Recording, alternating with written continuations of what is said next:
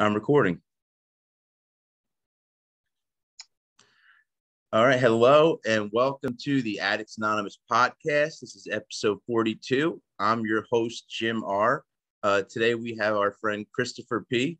joining us for an interview about his life of addiction and recovery. How you doing today, Chris? Doing fantastic. Thank you. All right. That's awesome. So let's dive in and let's talk about growing up a little bit. Sure. I grew up in Utah, just outside of Salt Lake City. And I had, my dad was in the military. And so we had a kind of raised like we were in boot camp. Okay. And we have a big family. We were a church going family. I have 7 brothers and sisters. I'm the second oldest. Wow. It's a lot. And, things were going pretty good in life, I'd say. Dad was he was a little bit of an authoritarian, and that's okay. But maybe around when I was 8. Oh, go ahead. No, I was going to ask if was he abusive at all? Not physically, but verbally. Okay. Or emotionally. And then, people ask me that sometimes, and they're like, were we just being, big wussies about it? Is that how you act to kids? And maybe, I don't know. Maybe. I have the same thing, because some people tell me they're like, you have to understand you were a kid, so you're not being a wuss. Because one of the things is us men, we're raised to be tough. That's right. That we're not supposed to be sensitive to those type of things. But I think it's okay to be sensitive. You know what I mean? I don't think you're a wuss. I think it's just you're a sensitive guy if that's the case. I think we ended up being tough. I only have 2 sisters out of those 7 siblings. So most of us were boys. And I think that has an effect, on how dad raises the kids. You can yell a little more. Either way, when I was around 8, my mom got sick. She got, maybe it's 8 or 9. She got cancer. And she ended up dying when I was 11. And really, that was a long process of being in the hospital, being sick. And so she was really out of the picture maybe when I was 9 or 10. And then she was just gone when I was 11. And that's a big deal. You couldn't have told me it was a big deal at the time. I just wanted to be tough all the way through it. And, I know my dad went nuts. And she had a brand new baby too. She died 2 months after she had my youngest brother, Michael. And so There was all the way up from my brother was 16, I was 11, all the way down to a little infant. And that really changed the whole trajectory of my childhood. I'll say that. There was an instance where, I'll just throw this in there because it was such a, really affected me the rest of my life. We found this big bag of pornography in the field. Like there was this big field and somebody had put a giant plastic bag full of pornography out in the field, and we found it. And it was, it just twisted my little mind up. I must have been 10 or 11 at the time. And we left it out in the field and we just go visit it from time to time. Was it, not to be gross or anything, was it something that turned you on, or did you not understand it yet? I didn't understand it when I first saw it. And, but it still kind of tapped into an obsessive part of my mind, nonetheless. And it wasn't Playboys, I'll put it like that. It was some pretty hardcore magazines. Okay. So those are some highlights. My dad got married shortly thereafter. He got remarried to another woman. And, they're still married after all this time. It was not easy. And I ended up running away from home at age 15, and I never returned. How did your stepmom treat you? She was nice. She was, it got a little abusive after my mom passed away, like the yelling and the anger. And she was kind of in it with the rest of us, in the barrel ride with the rest of us. And she was always nice. She took on 7 kids, and all of a sudden, So, when you think about it now, you realize that's a big deal. 7 kids, wow. That's insane. And she got pregnant on the honeymoon. So there was, Oh I my think God. that was the seventh kid, I believe. So, and my youngest sister. Uh, you know, there are a few things. I had half my family was very religious. My dad's side, my mom's side were all addicts and alcoholics. They were religious too, I guess, but they were all drinkers, heavy drinkers, and drug users. And so I got exposure to both of that. I tried a cigarette or two when I was younger. I didn't know what I was doing. I just, How old were you? 8 years old. I tried one of my grandpa. That's very young. And he knew that I tried it too. It's Benson and Hedges. Who knew? Your dad? My grandpa did. He knew that your grandpa did. Yeah. And one of the neighbor kids forced me to have a drink at his house one time, maybe when I was 10. It was like it was Tab and vodka, which was absolutely disgusting. I remember throwing it up, and they were wasted, and I walked home thinking that was stupid. And so I didn't really get into that stuff. I remember sitting in driver's ed. So I was 15. It was just right before I ran away from home, really. And some kid behind me was like, "Hey, do you want to smoke some pot after school?" And I didn't even hesitate. I was like, "Hell yeah, let's go do that." Yeah. And as soon as I did that, and as soon as I realized that smoking pot could like take away all the pain I was feeling and just remove me out of the situation, it was all over. Like I was off to the races. It had a numbing effect for you. Totally. So how old were you when you first tried pot? 15. Okay. And it didn't take me very long. Like I'd say within the first month of trying drugs, I had already tried LSD and meth, which was prevalent in the area. All the same. Is that within the same time frame when you first tried weed? Yeah, just within so you a went very from short weed to that heavy shit. You went to the heavy shit real fast. Yeah. And it dominated me real fast. I remember because I had a job washing dishes at the local Chinese restaurant. And I went over to smoke some pot with my buddy Wes, and his mom was she was involved in cooking meth, and so he had some really. This is back in the '90s when meth was something a little different than it is now. But I remember smoking some of that with him, and I went to work, washed the dishes better than I've ever washed it before, thinking, skipping the whole way home, like, this is awesome. This is the best thing I've ever tried. Yep. And it just took over from there. I was a little addict. And my dad had tried to send me to rehab, I think, once. And that didn't work out well because he said they were going for a 3-day evaluation. And at 7 days into it, I was losing my mind. And it basically couldn't be controlled, which is why I left the house. He told me, you can't be here and use drugs. And so I said, okay, cool. Well, then I'm out. And this is when you were 15. Yeah. And, whatever we were, I had a good work ethic and I was a hard worker. And I used to I remember buying weed from my friend. I knew a lot of locals around through my older brother who also was doing the same things I was doing. And I remember buying an eighth of weed, and I was like telling this guy, I'm going to roll it into joints. I'm going to sell it before school starts. He's all, well, Chris, you're thinking too small. You need to buy yourself an ounce of weed. That's all. Can I do that? Yeah, you can do that. And from that moment on, like every check that I got for the rest of my life, for 40 years, really, or 30 years, however long until I was 46,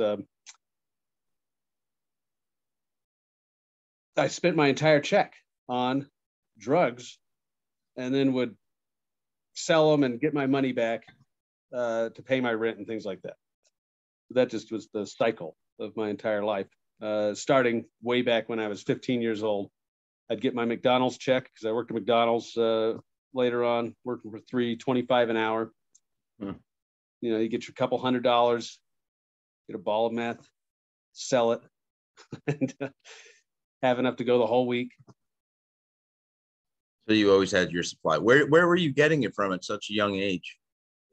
Well, my older brother was kind of into that crowd, but I was also a little networker, and I just wanted to always top what my older brother was doing. So I just managed to find, when I left home, I literally found the only crack house in the neighborhood, and that's where I was living. It probably wasn't the only one, but it seemed like it to me at the time. And a lot of people came through that house all the time. There was a lot of meth being moved through that house, and What was it like living there? there was a lot of older people, and they would, sometimes they would, like I remember one time walking into the house, everyone was watching football. There must have been 10, 15 guys there watching football, and someone handed me a bottle of, it was maybe a little pint of some type of whiskey, horrible whiskey. They're like, "Hey, it's Little Plumber." That's my last name, so not be anonymous and blow my cover there, but it's Little Plumber. Give him some booze. And the chanting my name and whatever, and I chugged the whole pint, wanted to just retch. And then somebody tossed me the keys, and they're like, "Hey, go drive and get us some burgers at McDonald's. Don't you work at McDonald's?" And I totally ran the car into the planter pots at the McDonald's, and came in wasted. It wasn't too far away, but I made it home. But I mean, that's the kind of people I was living with. Like, they just had no regard for anything. And they were all in their early 20s too, so they're just a bunch of numbskulls as well. Lots of drugs going around, lots of parties, lots of booze. And I wasn't necessarily into drinking a lot. Drinking always made me throw up. That would come later, but definitely liked doing the drugs. I was going to say, it sounds like drugs were your thing. It was. So, go ahead. No, I was going to say, so what type of, you said there was a lot of drugs, like specifically what type of stuff did you see in the crack house? Besides crack, obviously. Well, there was a lot of crack. They were doing a lot of cocaine. In fact, I remember moving in with these other two guys because time kind of moved forward, and I found another little place, and they were really into their cocaine in the strip club, and they would go down to the strip club and get they just would go through gobs of cocaine every night, like a half ounce of cocaine. And people would be constantly coming over to buy meth. And there was me, 17 years old, sitting on the couch, dishing it out to people. And it just all worked out that's what I was doing, and was being really successful at it too. So I saw all the drugs. We took a lot of LSD. There was a lot of cocaine. There was a lot of meth. Heroin came around a little bit, but that wasn't my thing at the time. But you tried it? I did try it, but it wasn't my deal. I do recall at the house I'm talking at, there was always like way too many people in whatever house we were in. So it was a little apartment. Cops were always being called, and this bonehead, someone knocked on the door one morning, and this guy, one of the people at our house opened the door, blew a hit of pot into whoever's face was standing at the door. Well, it was the sheriff with our eviction notice. And he kindly handed it to us, and they came back about 20 minutes later with the whole squad. And I was only 17, so I got roused up off the couch, and there wasn't a drug to be found in that house. All the drugs were done. No one had any drugs. There was tons of paraphernalia. I watched this police officer meticulously pick up every little piece of this white deodorant off the floor in the bathroom and then arrest me on it, saying it was cocaine. Of course, it was just stupid. And they took me to the juvenile detention center up in Clearfield. And I remember getting hosed down, like you remember in Rambo 1 where they hosed down Rambo before they put him in the jail. Yeah. Total scene like that. And I just, ultimately I got out of that, but and the charges were dropped ultimately because there wasn't actually cocaine on the bathroom floor. But it started a series of events. I got arrested several more times after that before I was 18, and then I got arrested just a month after I turned 18. What type of stuff what type of things were you arrested for? I had an ounce of methamphetamine and an ounce of mushrooms in my pocket when I got arrested. Why were they searching you? Well, turns out I was in a car with no registration, and the guy was speeding. And Gotcha.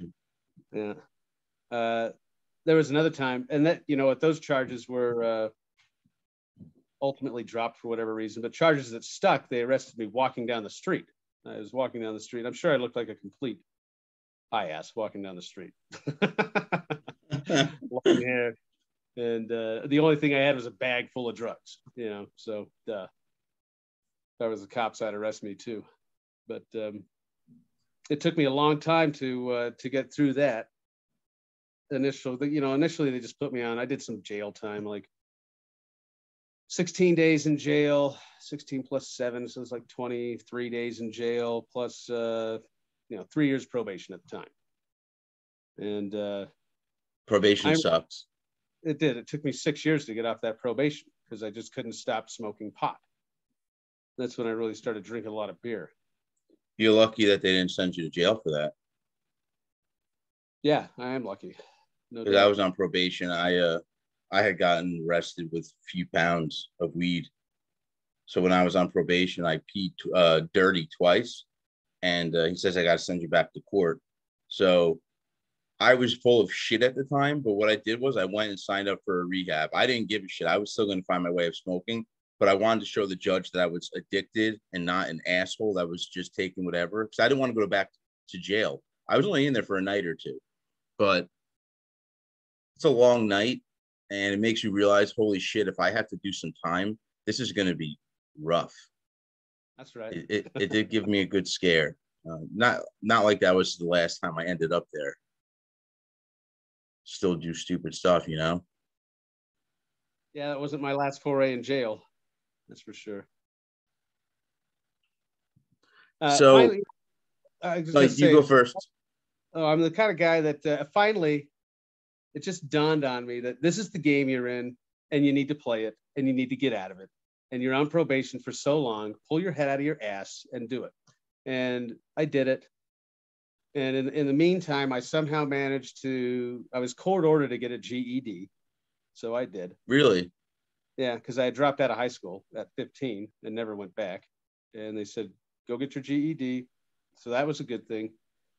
And somehow in the whole mess of that, I ended up taking a pre-ACT test, which I was able to use to get into community college with an ACT score.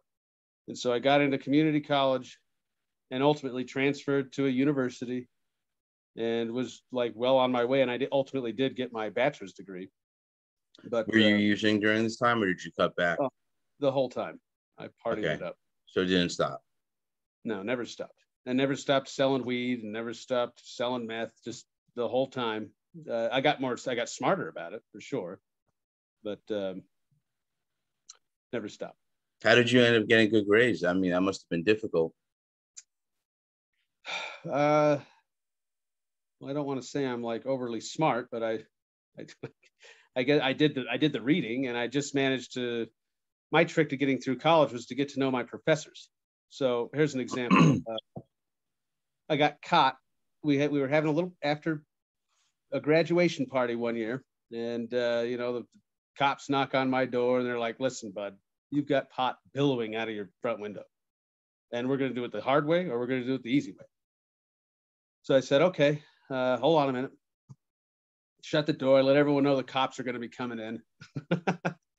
Then I opened the door and everyone's scrambling, and as do I. I scramble back to my room and throw a bunch of weed out the front window, which was an apartment complex, so it landed on the lawn. Someone was flushing their weed down the toilet, and ultimately I got pinned with a bowl of weed, which is nothing. But they sent me to jail for 6 months. That was a small town, so they sentenced me, and it was work release. So it was 3 months regular jail time, or I got 6 months work release. So I convinced them to let me out 6 months work release. And as I was going to school, one of the professors I had, the class was just really hard. It was pissing me off. And I got to know him after class, and I was like, "Listen, I don't know why I'm not doing well in your class." And by the way, the class was sociology of sex and something else. So it was like a really, risque class. And I was the only person that talked. There was a bunch of people that wouldn't talk in there. He's all, "Chris, you can't you can't drop my class because you're not getting a good grade. You're the only one that talks. So what do you want out of the class? Well, I want an A. Well, just show up and talk, and then you can take the test, and I'll give you an A. It's like, great. Doesn't sound like a bad deal. That's right. That's just a lesson. You go to class, you talk to the teachers, and you get good grades, and you do, do what you can. But so I did. That was sometimes you're smart enough to, not have to do as much work as others to get the good grades.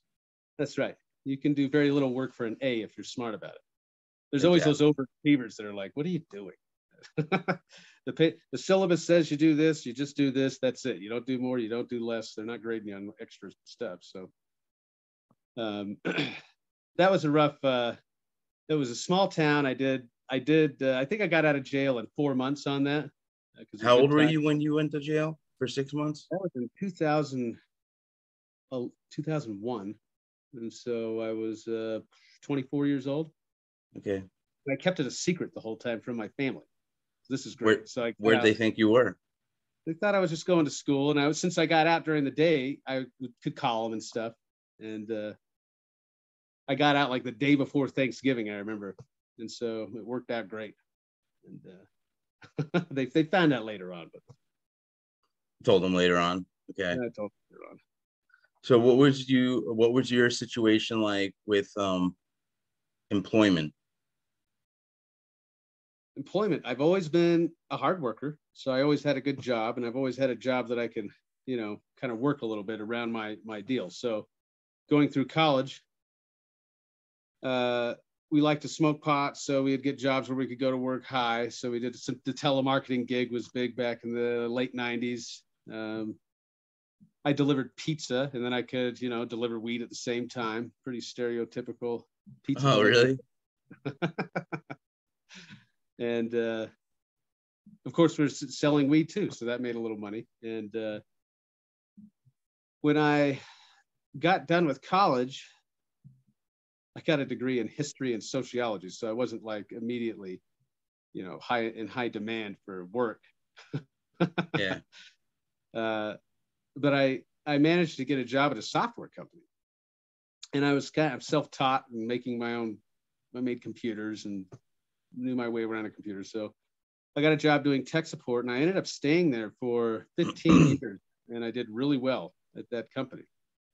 I think I started there, I don't know, maybe $18 an hour, and I made over $100,000 a year when I left because I was selling their product. It was like traveling the East Coast selling their product. So I worked my way all the way up through the tech support department into the sales department, and it was really a good job for me. It did allow me to do. You said it allowed you to do drugs? It allowed me to do a lot of drugs. And that's... How do you mean? My MO was always to find a boss that likes drugs and sell drugs to my boss. And so the head of the sales department of that software company had a lot of money, and he wanted a lot of drugs. And that actually took me down a path that I don't know if I should have gone down. But how do you go about finding out that your coworker uses? How does that even come up in conversation?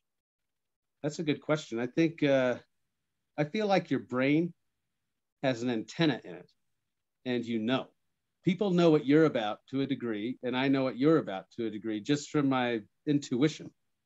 And when I had a pocket full of drugs that need to be sold, I can go into a crowded room and find someone to sell them to. Just the things that I can bring up in a conversation that can, some double speak. I couldn't think of anything specific, but you might drop some key words, and if you see their eyeballs light up, I can come around and make a joke about a Vicodin or something. And if you think that's funny or you're interested in Vicodin, well, you're probably going to let me know. And since I have a pocket full of Vicodin, all of a sudden we're going to be talking about that. Yeah, the painkillers, I remember those felt good. A little too good, obviously. Well, isn't it funny how they let everyone have one in the United States at age 18? Let's get your wisdom teeth out and give you a pocket full of Vicodin and see how that feels. And that was the first exposure to painkillers I had. And again, awesome. Loved it. I think I did painkillers for 10 years, Really? most of my 30s, and I never missed a beat. I just always had them. I knew some old lady that got a huge giant bottle of the OPs, the can't remember the brand name of them, the Oxycontins, and Okay. trade her weed, and because she would rather take the weed than those, and then I'd have her prescription every month, and that was great. I was lucky as that I never was a person that got a lot at once, or actually would take a lot at once. I like for me, if I took 3 pills, that was a lot. That is a lot. Um, I guess it is, but I mean, I've heard of some people snorting like 7, 8 pills a night. Yeah, they made those 80 milligram Oxycontins. Yeah, I never had an 80. I usually got the 30s, if I'm not mistaken. The 30 milligram little Roxaset, the blue ones. Exactly. Yeah. And you used to lick it and wipe it with a paper towel to get the time coating off. So it was a direct hit when you swallowed it. Did you do that? Yeah, we always snorted it, but yes. Yeah, he took the time release off. And then the 80s, they stopped selling those 80s after maybe, I don't know, 2010 or something. I can't remember they had them around anymore, but either way, yeah, we just snorted them, and that was a big deal. Snorting a 30 milligram Roxaset at once is not a small thing. You're a drug addict at that point. There's going to be some you're gonna have to pay the price for that. Yeah. You become there's this point where you're. So if I could just do opiates once a day, then I would just come down once a day. But that's not how it works. So you're constantly doing them all day long. So if I do them 5 times a day, then I'm literally coming down 5 times a day. And there's this point where my tolerance level exceeds what I'm doing, and I'm in a constant state of withdrawal that I can't really overcome except by doing more and more. Yeah. And it's an awful cycle. Yeah. Addiction's a tricky bitch. It is. It's a slippery slope. And I never had any doubt that I was an addict from the get-go. Like, I knew I was an addict, and I've got to maintain it. I was doing so many drugs that I had to make sure that I maintained. I found this woman. We'll leave her anonymous. My ex-wife. She, she liked to do drugs as much as I did, and we had an understanding together that you suit up and show up, and that means you need to do as many drugs as you need to do to slap a smile on your face and be here to do what you need to do. And there's bills that need to be paid, and there's kids that we're raising, and all that was happening. So my life was like, it just was going 24 hours a day. And I was always a big stimulant guy. I got hooked on the opiates, but I always liked stimulants. And ultimately that made a big mess of things, because mixing opiates with stimulants is like you just become an idiot over a period of time. Say it one more time. I didn't hear you there. Opiate mixing. It just makes you stupid over a period of time. I mean, if you Oh yeah. do painkillers and then you're smoking speed on top of it or injecting speed, you can't tell your head from your ass. You're wandering around. You're basically the end game of that is spinning in circles around your pile of garbage that you've piled up in your room. Yeah. Absolutely. And I was not immune to the end game. So let me ask you this: how are your relationships at the time? Friends, family, employers? How is the relationship? When you started using, and as it progressed, how did you maintain those relationships, or not maintain them? Maybe.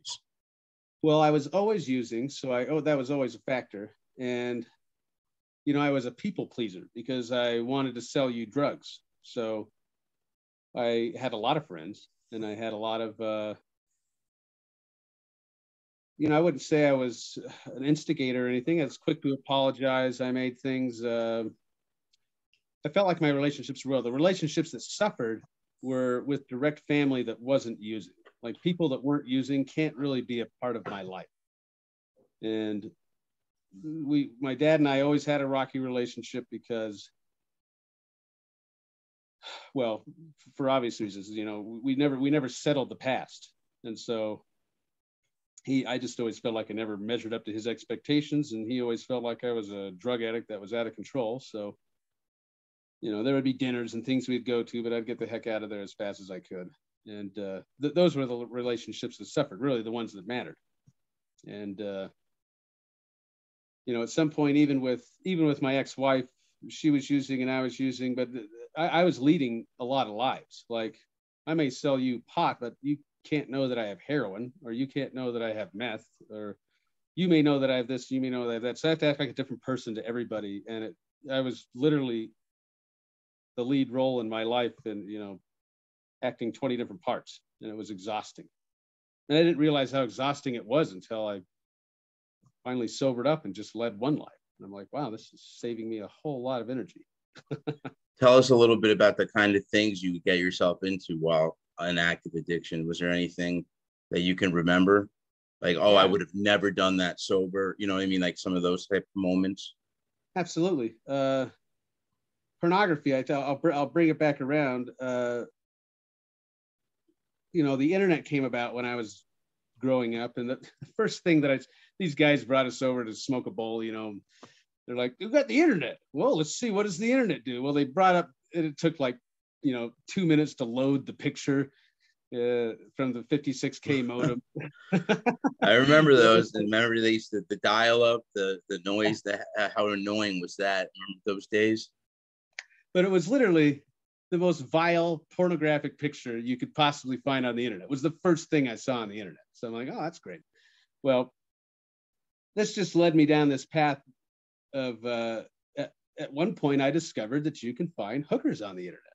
You can find escorts on the internet. And this is where my brain this is a whole nother addiction. And not only are they there, but they all do drugs, every one of them. And I can tell by your picture just what you're doing. And if I hadn't, I sold drugs to every hooker on that list throughout, the time that I sold drugs here in Utah, it seemed like. And of course, you had to have sex with them all too. And that's just things that you wouldn't do if you were thinking. Like a normal person wouldn't do that. And some of those encounters I walked away from like, what the fuck did I just do? Were you ever like dangerous where you didn't use a condom or stuff like that? No, I was pretty good about that. But I'm sure there was a time or two that happened, but I fortunately got lucky and I didn't have any issues with that. But that doesn't stop the paranoia in the back of your mind, like, did something happen? What if I have this? What if I have that? And, at some point I just learned to live with that and I just ignored it. But yeah, that was an addiction that was really hard to get rid of. And actually that was something I had to address after I got off drugs. That's something that I've conquered now. Now I'm master of my own domain, and I don't mess around like that anymore. But that was something that had to be addressed after I got sober. I realized that I had a deeper problem, and it went way back to when I was a kid. Yeah, I actually understand where you're coming from. So I have a sex addiction issue as well. Yeah, it's just a high. That's all it is. Is like an orgasm is a high, and also like the thrill, the chase. Also getting yourself hooked up with a hooker, and on the way there, you're excited. You're anticipatory high, I call it. Right. Then finally getting your release. It was like a cycle. To me, there's different types of highs along the way, but the big one is the anticipatory high. It's before you even have sex, and then the sex is the next and the last high. That's right. That's all it is. It's just another addiction. Did that ever mess up things in your life in any way? Like, just to give you an example, for me, like I've cheated on many girlfriends many times, and I'm not proud of that because I did have some good girlfriends in the past that didn't deserve that. But it was just, if I had a chance to get high, I wanted to do it. It probably ruined every relationship I ever had. Wow, really? There's minus the one I'm in currently, because I'm currently in a really healthy relationship that doesn't involve any of that. But pornography and, obviously going and having sex with hookers or not good for your relationship. No, I don't think so. I don't think most people would approve of that. No. And it's really high risk. I mean, and the fact that, you're familiar with the harm reduction philosophy? Yes, we just did a roundtable discussion on Sunday with, I had 3 people in the profession, and they discussed medically assisted treatment and harm reduction as well. I got certified through the Utah Health Department for harm reduction a couple of years ago, and I forgot all about that. They would be talking about sex. I was there for the drug part of it, but there's a whole section on sex, and of course they basically consider any sex that you're having on methamphetamines to be high risk, and that doesn't surprise me at all, because that you have no boundaries. Like, you will just go do anything to get off. It's disgusting. It's literally disgusting. Yeah. And not to get too much, but I know I have a group member who told me that it makes you horny. Crystal meth makes you kind of horny. So that's another thing that I'm sure leads you in the wrong direction. If Right. That's true. I don't know if it's just for her or whatever, but she said most people feel that way. And that doesn't mean that I still had sex with my wife every day, which is, I won't even go down that road, but yeah, it ruined everything. That kind of behavior didn't allow me to have a functioning relationship with a woman, period, until I addressed that and I got over that. And it's possible to heal from that. I fully did. So now you control everything as far as masturbation, having sex. It's got to be, because I've heard some of the rules where it's got to be for intimacy reasons and things like that. It can't be they don't want it to be a lust thing. That's right. Well, I went 2 years completely celibate, and didn't masturbate or anything. And I needed to. And when I finally, got with a person that I wanted to have healthy sex with, we're engaged. It's going to be my wife, and that's it. She's in charge. She's in charge of that. It's hers to have. I'm not getting that off myself. So I have sex with another person, not by myself, not with a computer, not with someone that doesn't belong there. And I think that increases the intimacy in the relationship. So it has. Oh yeah, I can imagine. So what is something you've learned from all your experiences? What's something that you want to have listeners know? Like, what would you say one of your best lessons? There's a guy, it's called The Soft White Underbelly. It's a great YouTube channel.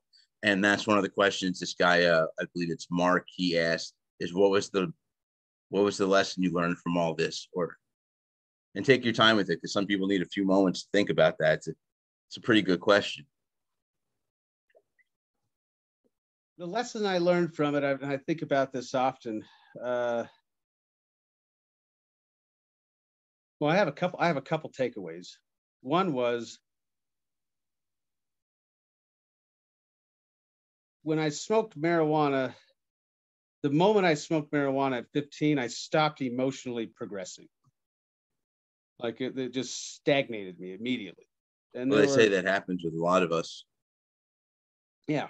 And there were times throughout my addiction where I wasn't using hard drugs, but I was just smoking weed and drinking beer. And I'm like, well, this is fine. And we can go years like that. But I didn't get better. I was just stagnated in this spot, and I never grew up beyond. I might as well have been an emotionally, 15 to 20-year-old until I threw the towel in at age 41. And when you say threw the towel in, can you elaborate on that? I got sober at 41. I finally stopped using, my body couldn't take anymore. And I got sober through the rooms of AA. But, there's something to be said for learning those skills of, and no one wants to learn those skills. Like, I don't want to have to go learn how to live life at a rehab at age 40, because why don't we teach that in junior high?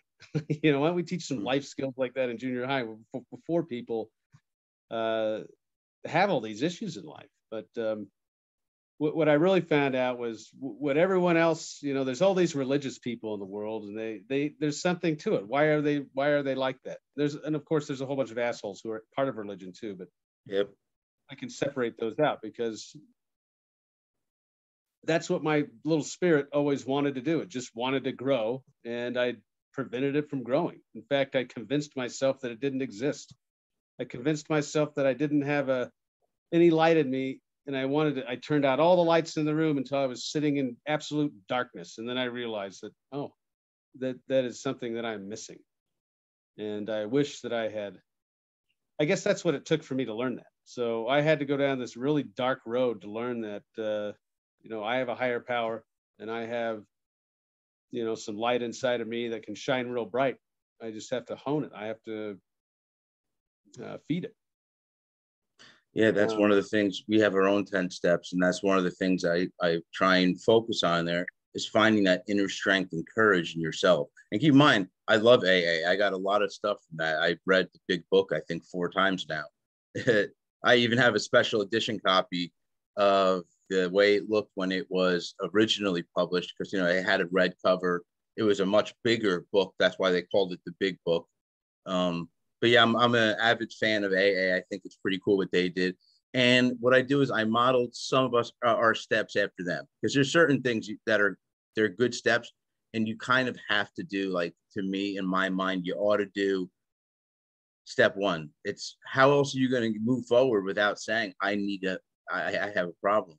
Right. And then making amends, I think that just gets a load off your chest. Yeah. No more resentments, no more stuff, no more secrets, so that's some of the stuff I took away from them. It's great stuff. I've come to decide that I've separated myself from my brain after all of this, and I am not my thoughts. So here's another takeaway. I'm not my thoughts. My brain just thinks. It's always thinking. I don't consciously think, and it's going to think about what I put into it.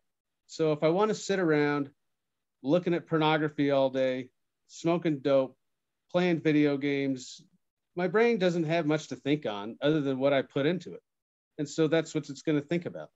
And it's going to obsess about stuff. And these days, throw in music, throw in whatever. I used to just listen to nonstop death metal for 20 years. So I didn't have anything positive to go on. And when I turned my life around, I made a decision to start putting positive things into my brain. And it didn't take very long for my brain to start thinking about them. And now I've removed so many negative things out of my life, and my brain churns out positive thoughts all the time. Because that's just what brains think. That's what they do. And they're going to think about what we put into it. So put in good stuff into your brain, and you're going to have a better life. Yeah, absolutely. And if I put poison into my body, if I go as far as to put poison into my body, I'm going to have poison in my actions. Yeah, exactly. That's exactly what anger is, especially when you hold on to anger specifically. It's like drinking poison and expecting the other person to die. It's a great quote for Buddhists. But so how is your relationship now? You said I believe you said you're married. I'm engaged. You're engaged. Okay. And everything's going well with that relationship? Everything's going really well. It's the best relationship I've ever been in. How would you tell? That's great. That's awesome. How would you tell the listeners, how do you make the relationship work, being that you're an addict? Is there anything specific you do? Do you tell her, like, I don't know, I have to go to my meetings, it's on the schedule no matter what? How do you manage your relationship with her? She's in recovery too, so she understands. She's not as big into meetings. Oh, that's great. Well, I mean, that's not great. She has to go through that battle, but I mean, I think that's important, is to have someone that truly understands.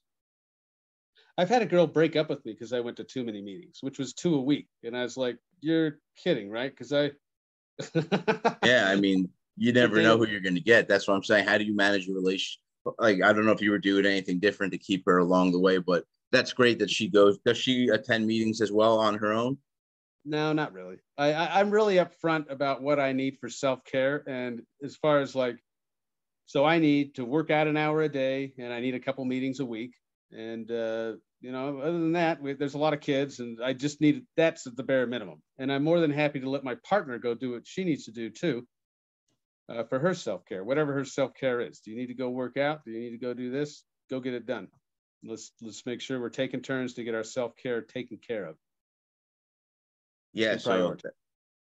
that's one of the things you're telling the listeners that's to take away for you, self-care. That's right. If I don't get my hour workout in a day, I'm pretty ornery and you don't want to be around me. Yeah. So I'll just get that in. And if you can let me get that in, if you can accept that, then we're going to be gold. Awesome. So is there anything, we're getting towards the end here, is there anything you want the people listening to know? Anything specific, any kind of message for them? Yeah, we can recover. Absolutely. We can recover. I was the worst of the worst. I was the kind of guy that did the most drugs all the time. And there was no one thought that I was going to amount to anything. I was a lifelong drinker, drugger, and you can make it work. Stick around if you're going to do. There's a lot of different ways to recovery, and I found recovery through the 12 steps.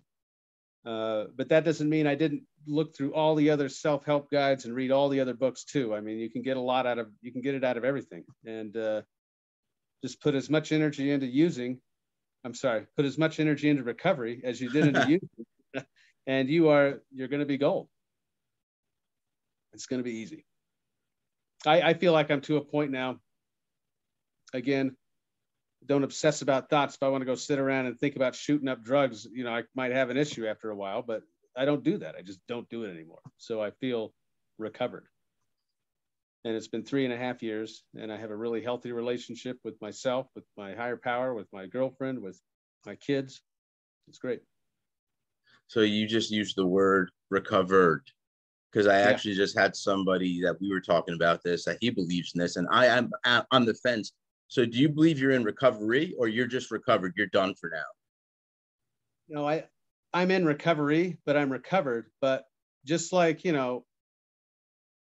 if you have this awesome body and I go to the gym every day and I'm strong now, well, what do I got to do every day to keep my strong bod? I've got to keep going to the gym. I can't just rest on my laurels or I'll atrophy and be done. So I have to there's a spiritual maintenance that I do every day, and I'll always do it, and I'll do it the rest of my life. And it just keeps getting better and better. Just like your workout routine will keep getting better and better if you keep going to the gym. Just like you'll get smarter if you read books. Is part of your routine praying and things like that?